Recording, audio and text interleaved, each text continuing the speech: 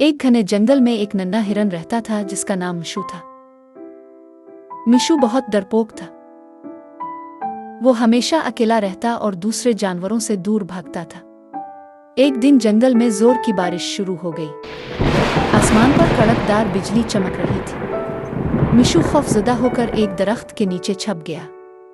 अचानक इसने मदद के लिए आवाज सुनी। वो आवाज एक छोटे खरगोश की थी जो कीचड़ में फंस गया था।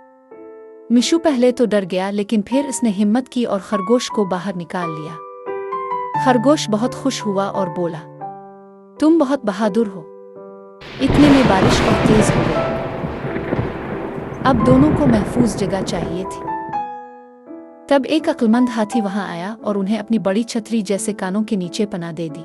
रास्ते में एक बंदर भी दरख्त से फिसल कर गिर गया। मिशू, खरगोश और हाथी ने मिलकर बंदर की मदद की। कुछ देर बाद बारिश रुक गई और आसमान पर खूबसूरत कौस कज़ा निकल आई। सब जानवर खुश थे। मिशू ने पहली बार महसूस किया कि सच्चे दोस्त खौफ को ताकत में बदल देते हैं। इस दिन के बाद मिशू कभी अकेला नहीं रहा और जंगल के सब जानवर उसके बेहतरीन दोस्त बन गए।